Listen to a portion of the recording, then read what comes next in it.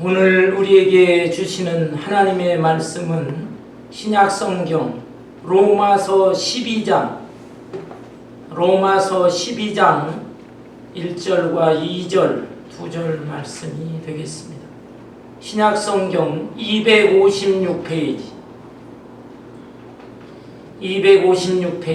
로마서 12장 1절과 2절, 2절 짧은 말씀이기 때문에 우리 한 목소리로 다 같이 봉독하겠습니다. 그러므로 형제들아, 내가 하나님의 모든 자비하심으로 너희를 권하노니 너희 몸을 하나님이 기뻐하시는 거룩한 산 제물로 드리라. 이는 너희가 드릴 영적 예배니라. 너희는 이 세대를 본받지 말고 오직 마음을 새롭게 함으로 변화를 받아 하나님의 선하시고 기뻐하시고 온전하신 뜻이 무엇인지 분별하도록 하라. 아멘. 옛날 헬라 제국의 왕이었던 알렉산더 대왕의 일화 가운데 이런 이야기가 전해지고 있습니다.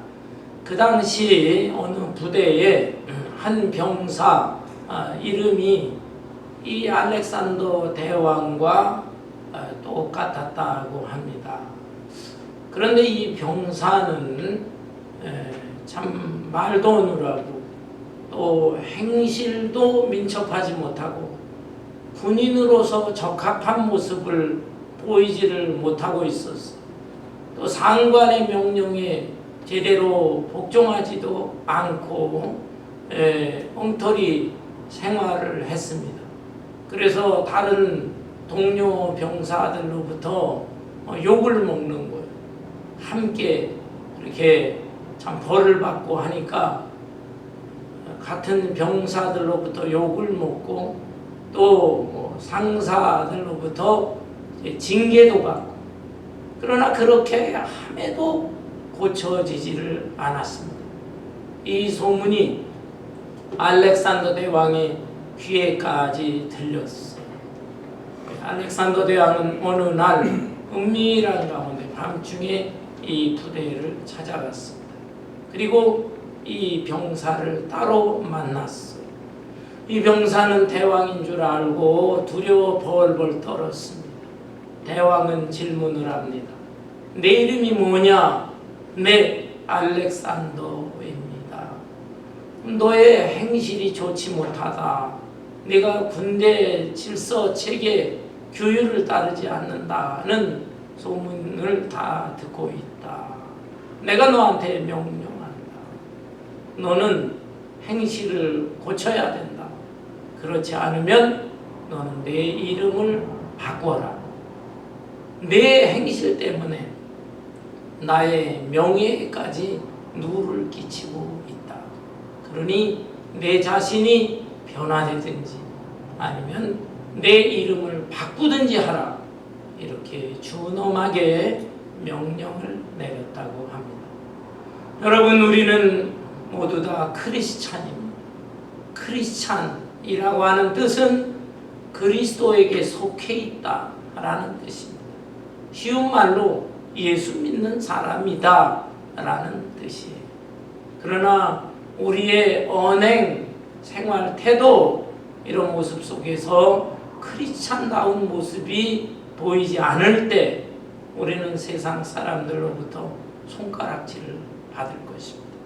세상 사람들로부터 욕을 먹고 교회도 비판을 받고 더 나아가 예수님에게 누를 끼치게 되는 것이죠. 여러분이 보시는 이 주보에 보면 저는 매주일 웨스트민스터 신앙고백 요리문답, 이 요리문답 몇 가지씩을 그곳에 기록하고 때로는 설명도 해놓고 있습니다. 웨스트민스터 요리문답이라고 하는 것은 우리 성경 전체 내용 중에 아주 핵심적인 우리 기독교 교리를 잘 요약을 해서 질문과 답변 형식으로 기록해 놓은 것입니다. 그런데 그래서 여러 주 전에 기록을 해 놓았는데요. 그 신앙고백 요리문답서의 제일 첫 번째 질문이 무엇인 줄 아십니까? 사람의 제일 되는 목적이 무엇이뇨? 라는 질문입니다.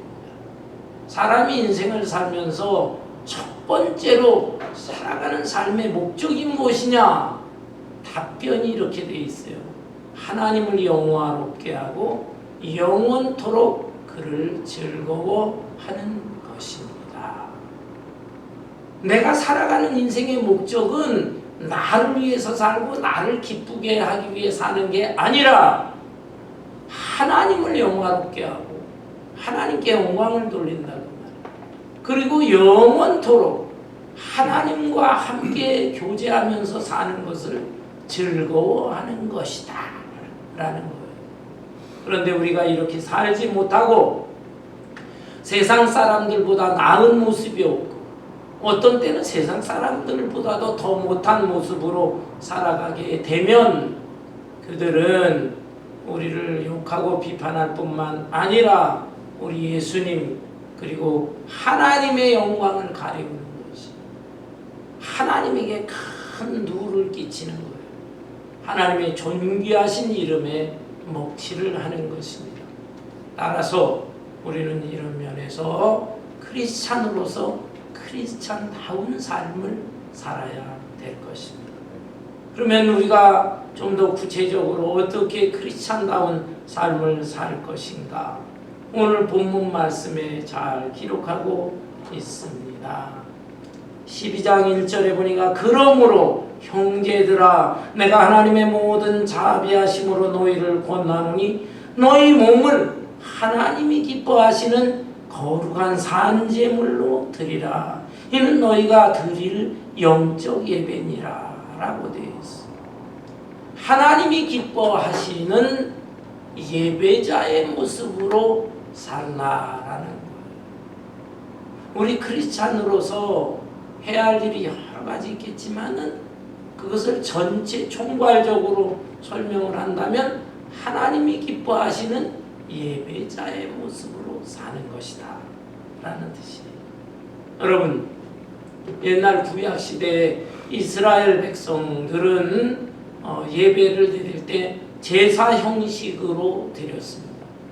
성전에 나아갈 때 짐승, 제물을 가지고 나아갔습니다.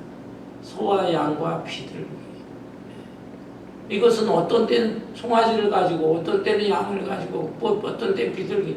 그건 아닙니다.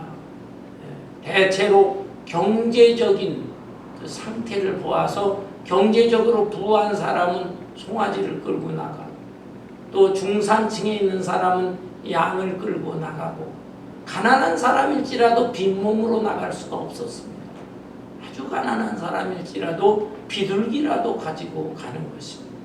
그리고 어떤 경우에는 대체 짐승으로서 염소를 가지고도 나갔습니다. 어떻든 이 짐승들을 가지고 이제 성전에 나가면은 그 제단 앞에서 짐승의 머리에 자신의 손을 얹습니다. 그러면 자신의 죄가 이 짐승에게 다 옮겨졌다, 전가가 됐다라고 하는 상징적인 표현이 되는 것입니다. 그러면 제사장이 이 짐승들을 잡아서 그 제물을, 죽은 제물을 이제 제단 위에 올려놓고 불에 태워서 하나님께 제사를 드리도록 했어요. 이렇게 함으로 하나님께서는 그 짐승의 제사를 보시고 임시적으로 그 제사를 드린 사람들의 죄를 용서한다든지 또 그 사람에게 필요한 복을 주신다든지 하나님께서 그 제사 지낸 사람들과 영적으로 교통할 수 있도록 하신 것입니다. 그러나 예수님이 이 땅에 오심으로 인하여 신약시대에는 더 이상 이 제사의식의 제도가 필요가 없어지게 되었습니다. 왜냐하면 예수님이 완전한 제물이 되셨기 때문입니다. 구약시대의 제물이라고 하는 것은 그건 불완전한 거예요. 하나님께서 일시적으로 예수님이 오실 때까지 이렇게 하라 하는 참된 예배의 그림자 형식으로 그런 제도를 허락하신 것입니다.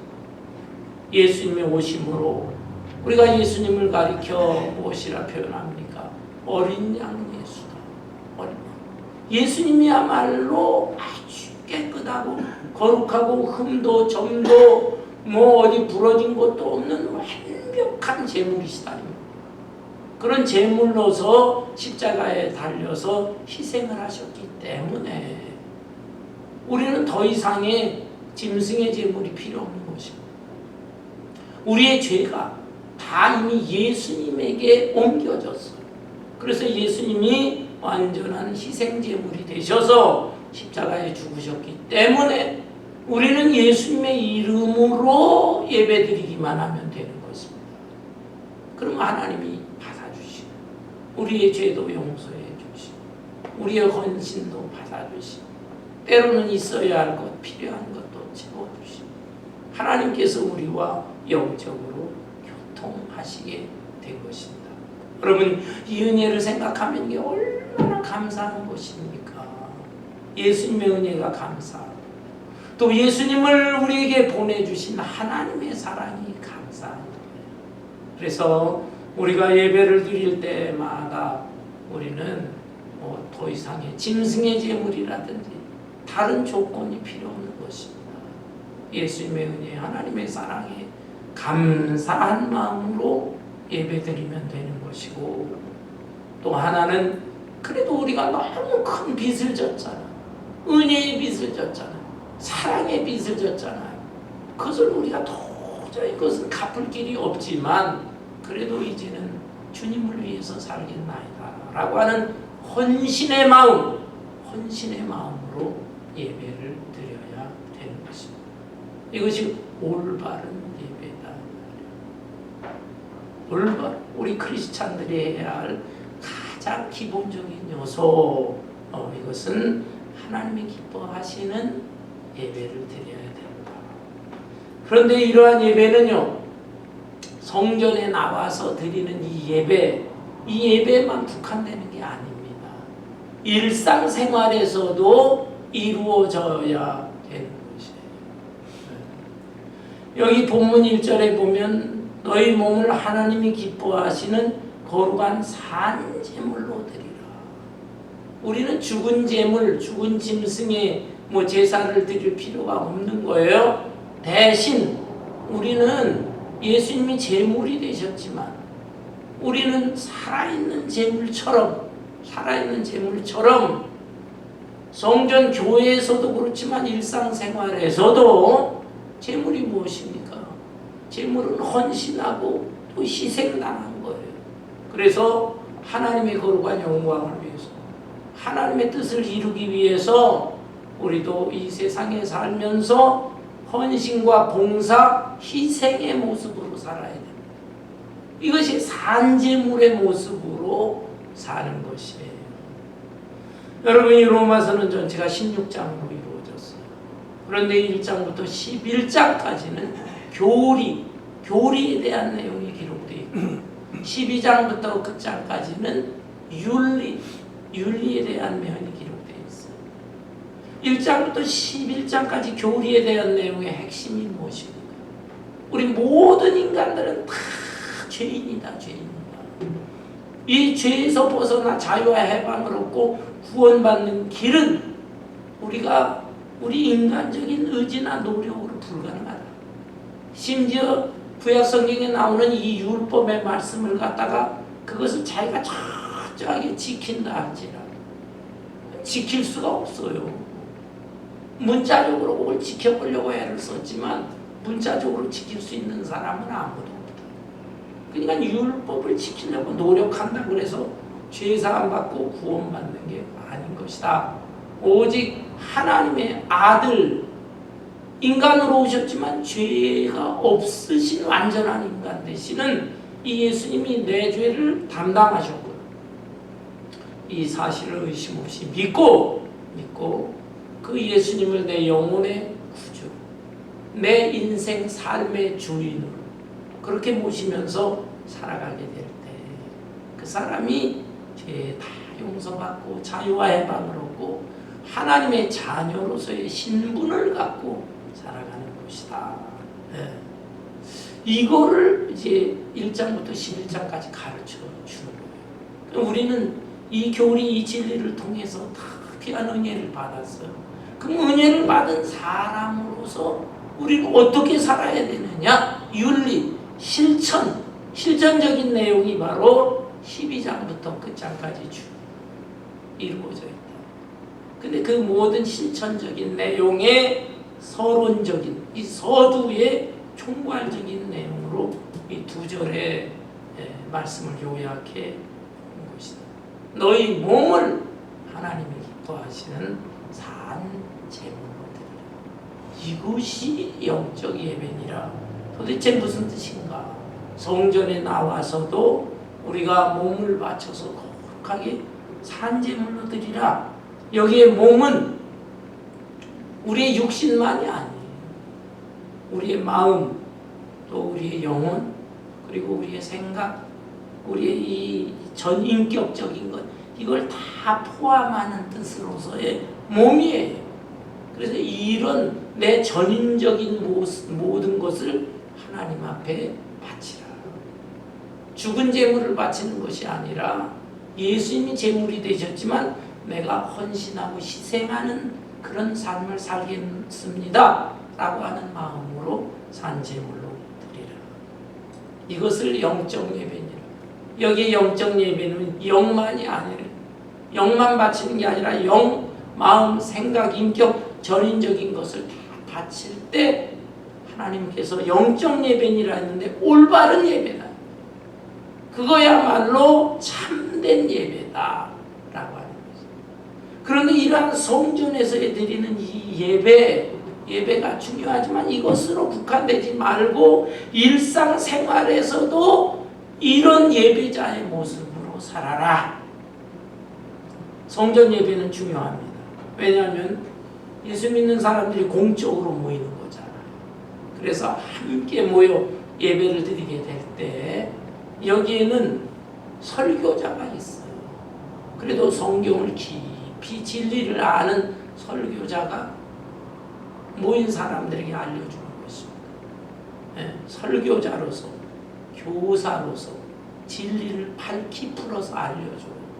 그러니까 자기 혼자 예배를 드릴 때보다 확연히 잘 알고 곁길로 잘못된 길로 나가는 것을 막을 수가 있습니다. 또한 찬양과 기도를 드릴 때도 자기 혼자서 찬송하고 기도도 중요하지만 함께 모여서 찬송 기도하면은 뜨거워지는 것입니다. 왜 그렇습니까? 장작을 보세요. 장작도 한 개를 갖다가 불에 피우는 것보다 여러 개가 모여서 장작불을 피우게 되면 얼마나 뜨거워. 엄청난 뜨거운 에너지가 발생하는 것입니다. 그래서 우리는 이 성전 예배, 공적 예배 이것을 소홀히 하면 안 되는 것입니다. 우리가 자동차를 타고 가다가 가스가 떨어지게 되면 가스 스테이션 주유소에 가잖아요. 주유소에 가서 기름을 넣습니다. 기름을 fully 가득 채우고 나서 그리고 타게 되면 마음이 든든해요. 마음이 자유롭고 편안해져요. 가스가 떨어질 때 불안하고 염려하고 이거 어떻게 될까? 가스를 다 채우는 마음이 편안하고 든든하고 자동차도 잘 달릴 수가 있는 것입니다. 마찬가지로 우리 크리스찬들도 신앙인으로서 이 세상에 살아가지만 이 세상이 다 불완전해요. 죄악이가 악한 마귀가 역사하기도 해요. 이런 세상에 살면서 힘겹습니다. 그러다 영적인 에너지가 떨어질 때가 있잖아요. 그럴 때에는 우리가 성전을 찾아와서 예배를 드리게 되면 다시 성령의 충만함, 성령의 기름 부음을 가득 마음속에 채우고 그리고 또 한 세상 살아갈 수가 있는 것입니다. 그렇죠? 이런 면에서 공적인 예배, 성전 예배를 소홀히 하면 안 되는 것입니다. 그러나 일상생활에서도 예배자의 모습으로 살아라. 이것은 뭐 가정이나 또는 기회가 있을 때마다 그 장소에서 찬송과 기도와 말씀으로 이렇게 하나님과의 교제를 이루는 삶을 살라, 이런 뜻도 있지만 일상생활 속에서 우리의 이 삶 전체를 재물처럼 살아야 된다. 삶 전체를 살아있는 재물의 모습으로 살아야 된다. 재물은 헌신, 봉사, 희생이라고 했잖아요. 그리고 예수님이 진짜 재물인데 곧 참된 재물이 되신 예수님처럼 우리가 살아야 된다라는 거예요. 이것이 쉬운 게 아닙니다. 그렇죠? 너무너무 어려워요. 머릿속으로 이치적으로도 어떻게 사는 것이 이렇게 살까? 또 이치적으로 안다 할지라도 깨달을지라도 정말 용기를 가지고 재물처럼 희생하면서 이렇게 살기는 참 어려워요. 그러나 본문 말씀에 바울 사도는 우리에게 이렇게 격려하고 있습니다. 2절을 보면 너희는 이 세대를 본받지 말고 오직 마음을 새롭게 함으로 변화를 받아 하나님의 선하시고 기뻐하시고 온전하신 뜻이 무엇인지 분별하도록 하라. 이 말씀을 세 가지로 요약을 하면, 첫째, 이 세대를 본받지 말라라고 했습니다. 이 세대라고 하는 세상 사람들의 가치관이나 인생관이나 또 이 세상의 풍조, 세상의 흐름, 이런 것들을 본받지 말라.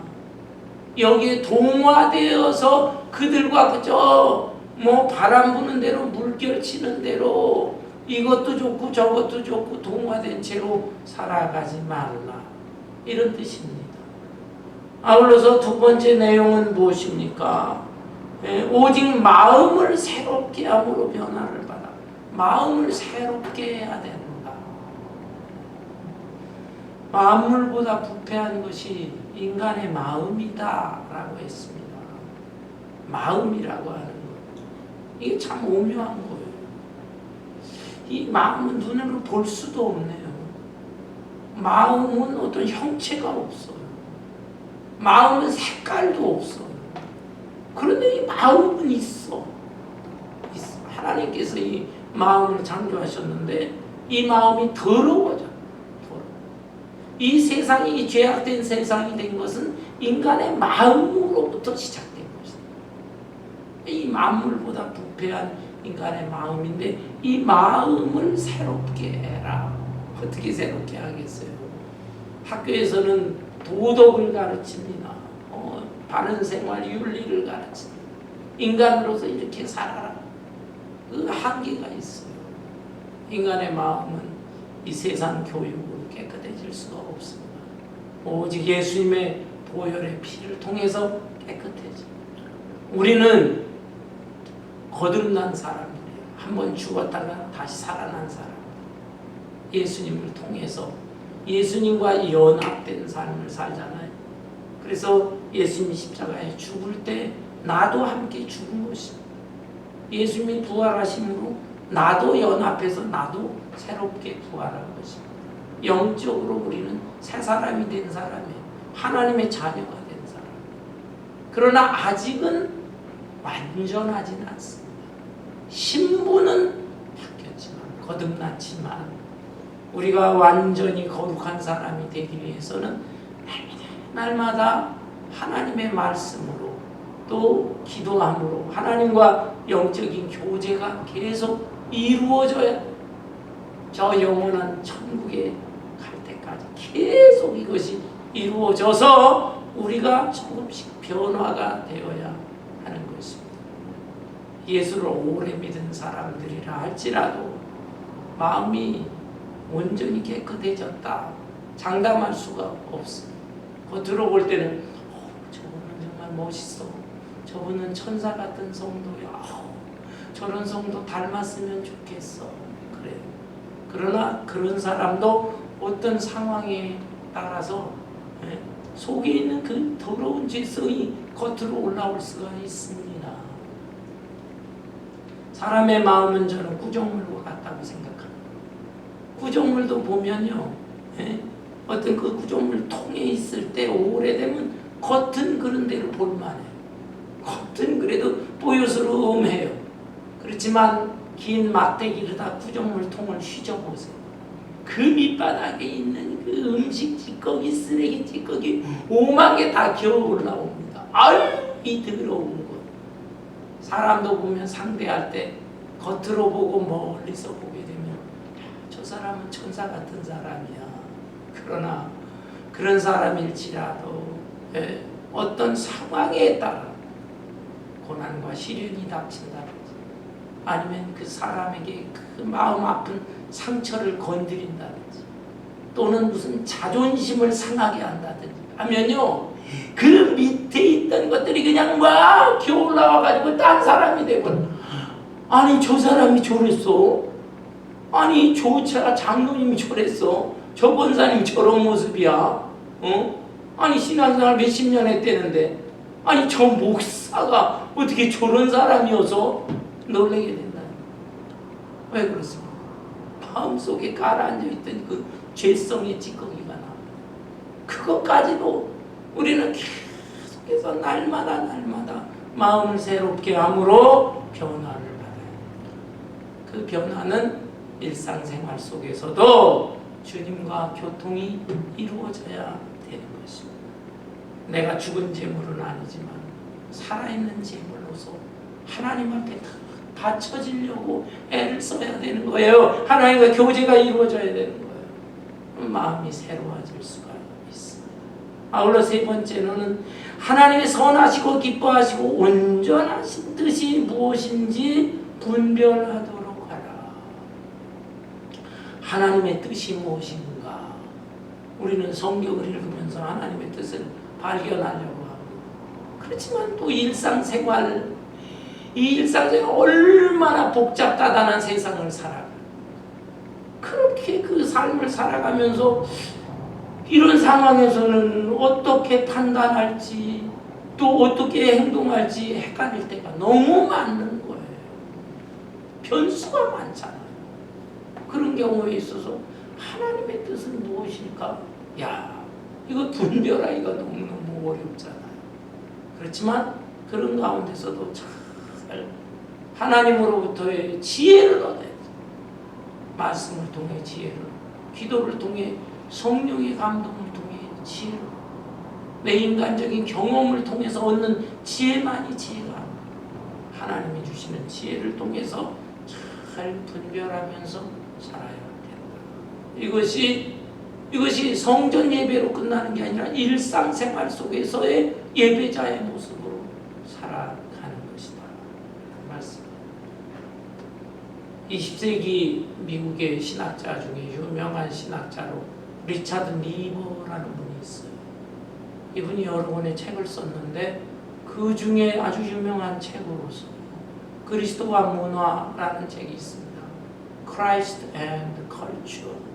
이 책이라고 하는 것은 이 신학생들에게는 필독서와 같은 것이고 너무너무 유명한 책인데, 그 책의 내용을 보면은 그리스도 예수님과 그 다음에 문화와의 관계는 어떤 관계가 있습니까? 이것을 5가지로 잘 정리를 해서 표현을 했어요. 그 5가지 내용을 여러분에게 이 시간에 다 설명할 수가 없어요. 대표적으로 3가지만 제가 설명을 드립니다. 우리는 어떤 견해를 가져야 되는가? Christ and culture.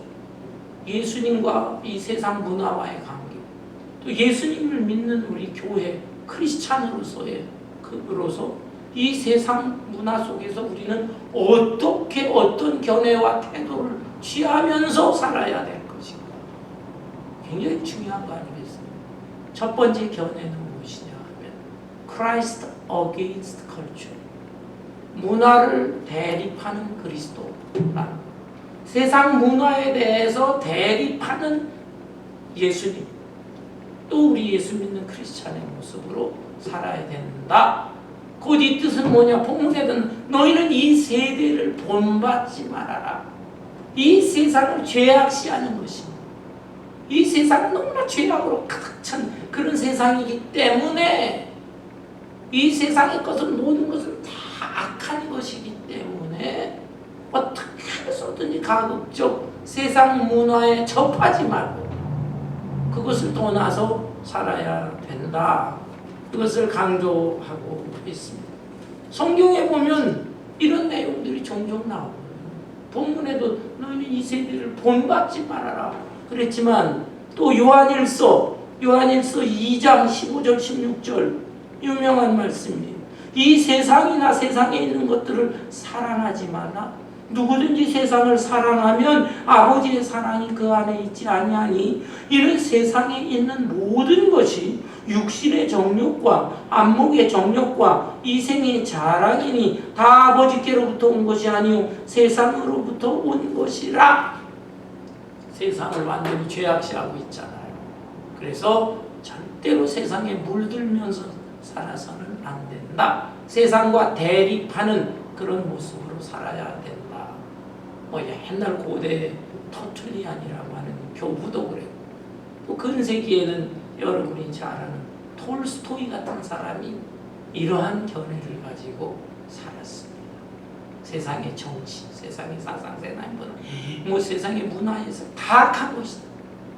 어떻게 해서든지 이 세상에서부터 벗어나서 살아야 된다. 톨스토이 같은 사람은 거의 인생 말년에는 이러한 견해가 극심해가지고요. 자기 신발까지도 사서 신발을 신지 않고 자기가 그걸 직접 신발을 만들면서 그렇게까지 살려고 했다고 합니다. 여러분, 그러나 이런 견해는 문제점이 좀 있어요. 왜냐하면 우리가 아무리 세상을 벗어나서 어디 가서 살란 말입니까? 옛날 중세시대의 수도사들은 그렇게 살았어요. 중세시대에 세상이 타락했고 세상뿐입니까? 기독교가 타락했고 그러니까 어떻게 해서든지 죄악된 세상에서 벗어나려고 산속에 들어가서 은둔 생활을 하면서 수도 생활을 했어요. 요즘에도 기도원 좋아하는 분들이 있어요. 막 가면 기도원에 가서 나 그쵸? 이 세상 이 세상도 없고 나도 없고 오직 주님만 계시는데 여기가 좋사오. 그러나 우리가 아무리 그렇게 한들 이 세상에서 완전히 벗어날 수는 없는 거 아닙니까? 어떻게 우리 인생을 그렇게만 산단 말입니까? 그래서 이 리처드 리버 교수는 두 번째 견해를 설명합니다. 이것은 예수 그리스도와 대립되는 문화와 대립되는 예수님이 아니고 문화 속의 예수님이다. 정반대의 견해를 가지고 있어요. Christ of culture. 문화 속의 예수님이시다. 아니 왜 이 세상을 갖다 죄악시하느냐? 세상은 아름다운 세상이지. 하나님이 세상을 이처럼 사랑하사. 요한복음 3장 16절에도 하나님 천지만마 아름답게 창조하실 뿐만 아니라 하나님이 세상을 사랑하셨다고 했지 않느냐. 그러니 이 세상의 문화라고 하는 것은 다 좋은 것이다. 이 문화 속에 예수님이 다 계신다. 아주 정반대적으로 긍정적으로 생각하는 거예요. 그래서 이 문화를 어떻게 해서든지 발전시켜 나가야 되는 것이다. 사실 기독교 역사를 보면 기독교의 민주주의 정신 속에는 기독교 사상이 깊이 들어가 있는 것입니다. 왜냐하면 사람 위에 사람 없고 사람 밑에 사람이 없습니다. 사람은 다 동등하다. 하나님께서 우리 인간들을 다 평등한 존재로 만드셨거든요. 그리고 그 평등의 정신이 이 민주주의 속에 들어가 있는 거예요. 누가 높고 누가 낮고 그게 아닙니다. 다 똑같은 존재다. 평등한 존재다. 그 다음에 또 음악이나 미술을 보세요. 네? 음악 속에 우리 기독교 정신이 들어가는 음악이 얼마나 많아요. 그 음악이 엄청나게 발전하고 미술 그림들 보세요. 중세시대 때부터 나온 그림들 보면 그 그림 속에 다 성화들이 있고 다 거기로부터 발전된 거 아니겠어요? 왜 세상을 갖다가 그렇게 터부시하고 죄악시하고 하느냐? 오히려 이 세상은 우리 주님께서 거하시면서 더 세상 문화가 잘 발전하기를 원하시는 예수님이시다. 우리 기독교 신앙인들도 그렇게 생각하는 분들이 있어요. 그래서 이 세상 문화에 대해서 같이 어울리고 먹을 것도 맛있는 거 먹고 놀 것도 놀고 그 사람들하고 어울려서 춤도 추고 이게 다 하나님의 뜻이지 우리 예수님이 원하시는 것이지 왜 이것을 갖다 잘못됐다고 하느냐 라고 하는 것입니다. 교회도 이런 쪽으로 지향하는 교회들도 많이 있는 것이죠. 그렇지만 여기 또 문제가 있어요. 왜 그렇습니까? 이 세상 속에는 분명히 죄악된 요소가 많은데 그 요소들과 자꾸 동화되다 보면은 자기도 타락하게 되는 거예요. 교회도 이 세상과 너무 붙어 있어. 그래 이 세상에 무슨 뭐 행사라든지 뭐라든지 이런 게 교회 안에 다 들어와. 그러니까 너무 편안하고 재미있고 즐거워. 그렇지만은 그것은 교회가 세속화될 수 있는 그런 위험성이 있다. 그래서 문화 속에 그리스도라고 하는 것도 문제점이 있는 거예요.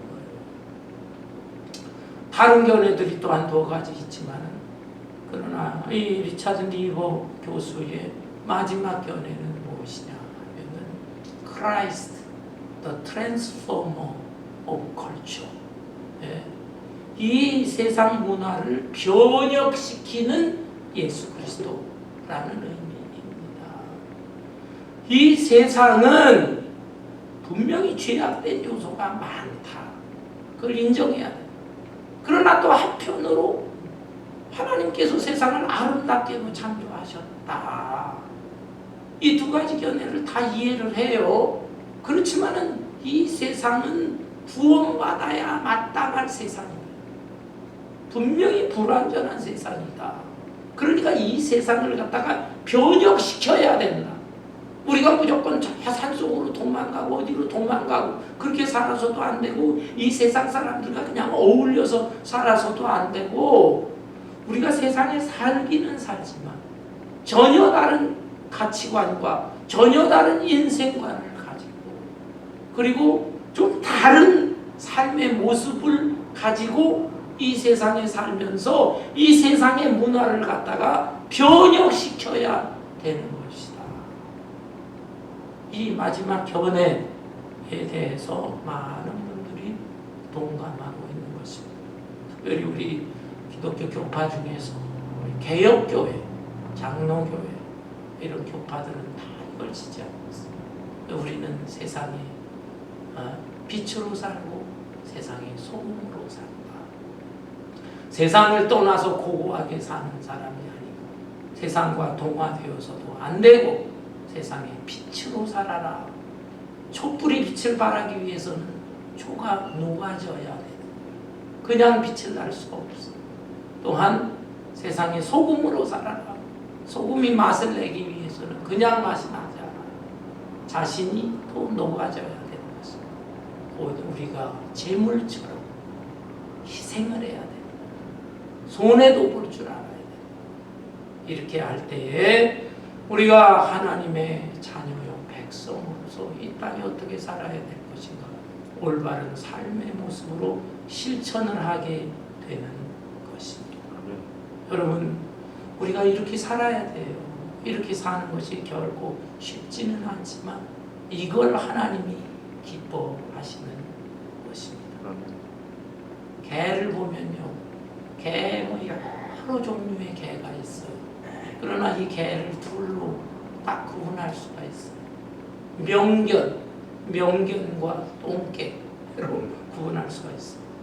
명견은 어떤 개냐? 뭐 그 품종이 그냥 뭐 족보가 있는 개야 어쩌고 저쩌고 그게 명견이 아니에요. 족보가 있든 없든 간에 주인의 말에 잘 순종하는 개.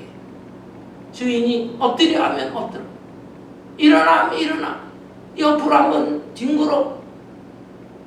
이 길에 이 산책을 한다고 끌고 가는데 막 그냥 왕왕대고 사람을 물라고 그러면은 그만둬 딱 하면은 그 말 딱 듣고서 그저 주인이 명령하는 대로 잘 따르는 개.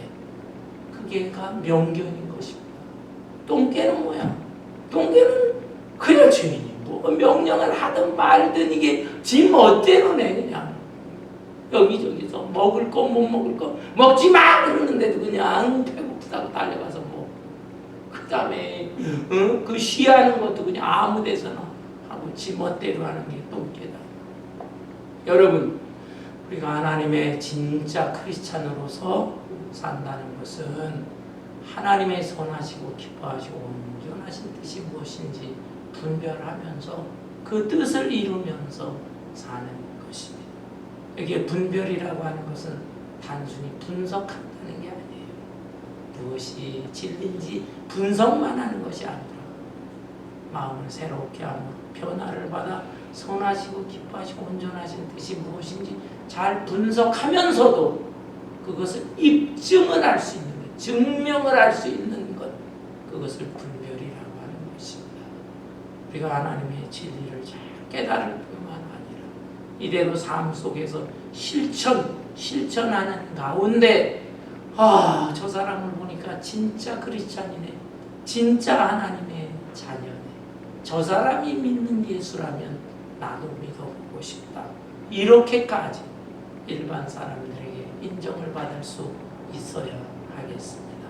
물론 어려워요. 저 자신도 보면 너무 부끄러워요. 제가 언젠가요, 교회에 이렇게 오는데 새벽 시간에 차를 몰고 오는데 저 링컨길이 큰 길이잖아요.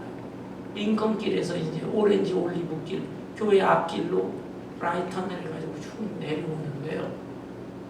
차가 거의 다니는 게 없어. 한산하거든요. 그러니까 링컨길에서 라이턴 하자마자 이 성전에 들어오려고 그러면은 거기 랩턴 또 해야 되잖아요. 그러니까 차선을 갖다가 바꿔서 일로 오려고 그랬어. 근데 라이턴 해가지고 차선을 바꿀 때 사람이 있든 없든 차가 있든 없든 깜빡이를 켜야 되는데 그냥 뭐 너무나 익숙한 길이고 또 너무나 그냥 흔한 길이고 뭐 새벽에 사람도 없고 그러니까는 랩턴 깜빡이를 안 하고서는 그냥 링컨길에서 라이턴 하자마자 그냥 왼쪽 차선을 타가지고 휙 교회 안으로 들어오려고 그랬어요. 근데 뒤에서 빵 하더라고요. 아니 어디서 났든 제가 못 본 거예요. 그 차를. 그 차가 그냥 뒤에서 자칫하면 제 차를 박을 뻔해. 빵 하는데 제가 정신이 큰 사고 날 뻔했구나 마냥. 그 사람이 빵 한참. 그래가지고 한참 나는데 쭉 가다가 저는 성전으로 파킹나서로 들어와야 되잖아요. 근데 순간 아이고 여기 성전으로 들어오면 큰일 나겠구나. 왜 그렇습니까? 교회 다니는 교인이 이 교통법규 룰도 안 지키고 그런 행동을 해 뒤에서 엄청나게 욕을 할 것 같아요. 그래가지고 할 수 없이 성전에 파킹낫에 들어오지를 못하고 쭉 한참 저 아래까지 갔습니다. 그 사람이 그냥 따라오다가 딴 길로 가더라고요. 그래가지고 휙 하고서 제가 다시 유턴을 해가지고 성전 안으로 들어왔습니다. 내가 잘못했고 여러분 사소한 거지만 거기서 교훈을 얻습니다. 우리가 정말 하나님 말씀대로 살지 못하고 크리스찬다운 삶을 살지 못하게 되면 사람들로부터 욕을 먹습니다. 비판을 받습니다. 오늘날 그냥 기독교인이라고 교인만 많지 얼마나 교회가 욕을 얻어먹습니까? 하나님의 영광을 가리우는 것입니다. 우리 자신의 삶의 모습을 잘 반성하면서 참된 예배자의 모습으로 하나님 기뻐하시는 예배자의 모습으로 살아야 되겠습니다. 예배자는 성전에 나와서 우리가 공중 예배를 잘 드릴 뿐만 아니라 일상생활에서도 예배를 드려야지만 꼭 형식을 갖춘 예배가 아닐지라도 우리가 하나의 제물, 산제물이다 하는 그런 모습으로 기왕이면 사람과의 관계에서 조금 손해를 보더라도 손해를 또 도와줄 일 있으면 도와줘. 희생자의 모습으로 그러면서 날마다 이 세대를 본받지 말고 변화를 받아서 하나님의 선하시고 기뻐하시고 온전하신 뜻을 깨닫고 깨달은 것을 입증하면서 살아가는 참된 크리스찬의 모습으로 살아갈 수 있기를 주님의 이름으로 축원합니다. 찬송 320